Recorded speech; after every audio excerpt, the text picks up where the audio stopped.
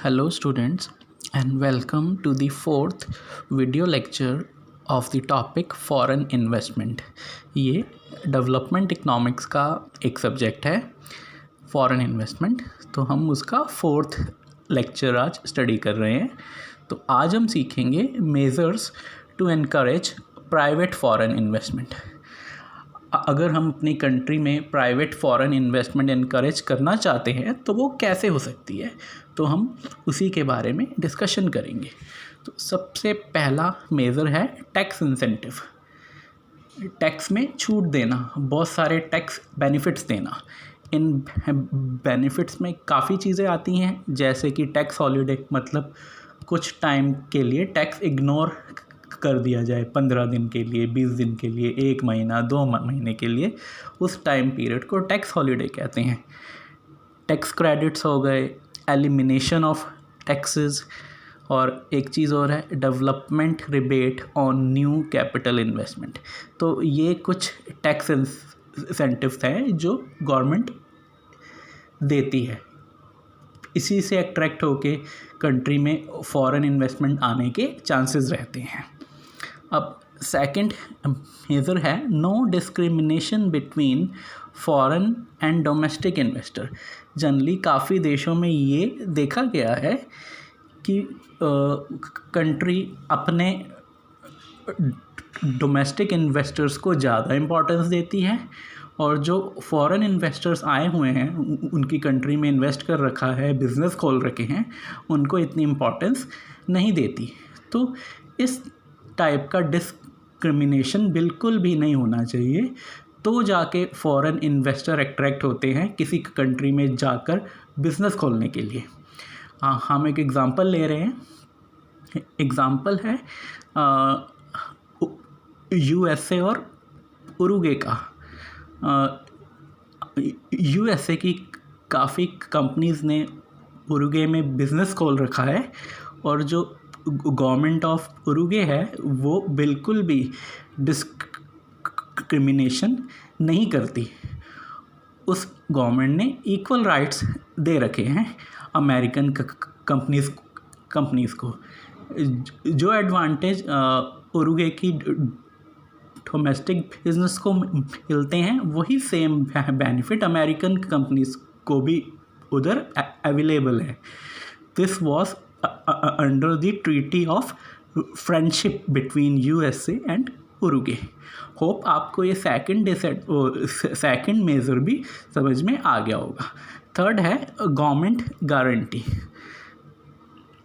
काफ़ी केसेस में जो अंडर डेवलप्ड कंट्री है, उनकी गवर्नमेंट फॉरेन इन्वेस्टर को गारंटी देती हैं। अगर इन केस कंट्री में नेशनलाइजेशन हो जाए, कि मतलब सारी चीज़ें अगर पब्लिक सेक्टर में चेंज हो जाएं, तो उसकी वजह से अगर आपको कोई लॉस हो रहा होगा तो आपको कंपनसेशन दे दी जाएगी। मोर ओवर, इसी कंटेक्स्ट में मैं एक एग्ज़ाम्पल लेता हूँ। जैसे अमेरिका काफ़ी कंपनीज़ को इंश्योरेंस देता है, इंश्योरेंस कवरेज देता है जो अब्रॉड में इन्वेस्ट कर रही हैं।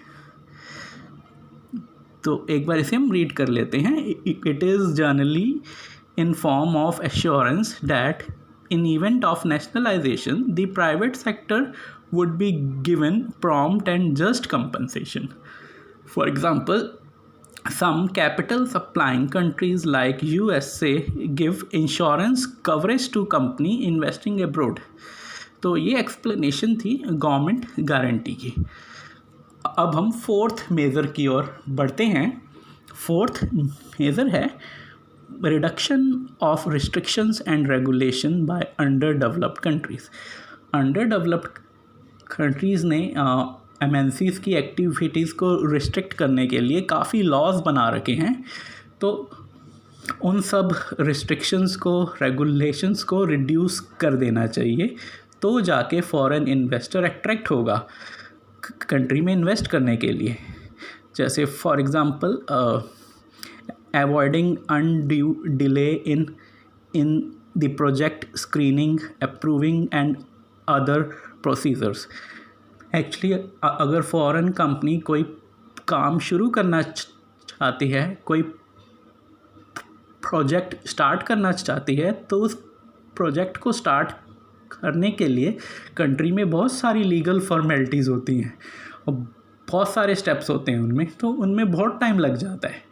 तो गवर्नमेंट को ये करना चाहिए कि उन सारे कामों में इतना टाइम ना लगे।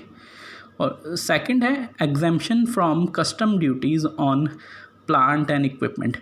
अगर फॉरेन कंपनी कोई प्लांट और इक्विपमेंट परचेज़ करना चाहती हैं तो उन्हें तो ऐसी चीज़ों पर उनसे टैक्स ना लिया जाए, टैक्स को एग्जेम्प्ट कर दिया जाए। Third one is assist advice on legal matter about labor recruitment, site selection etc.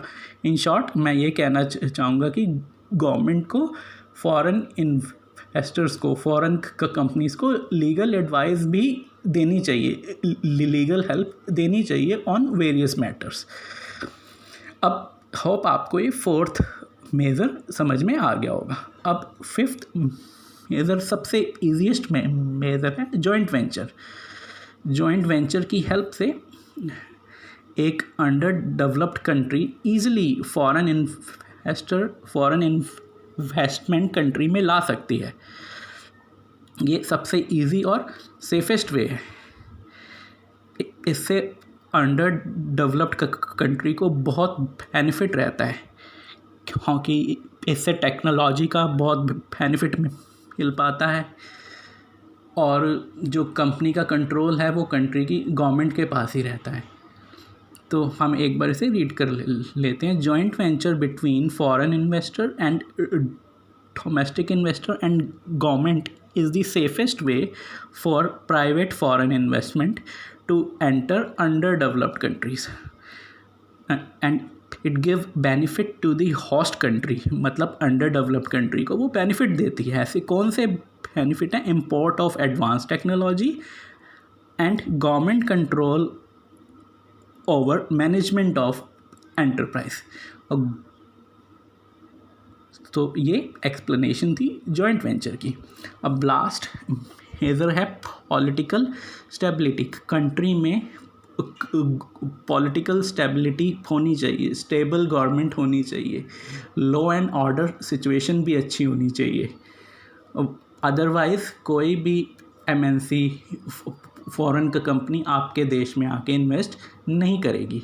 एक बार इसे रीड कर लेते हैं। Political stability is of utmost importance if condition of political turmoil is in the country, for example government changes too often or bad law and order situation, then no foreign investor would like to risk his money by investing in that country। Hope आपको ये sixth major भी समझ में आ गया होगा। So this was the explanation to the measures to encourage private foreign investment, and after studying this you can easily answer the following questions and test yourself। Thank you students and have a great day।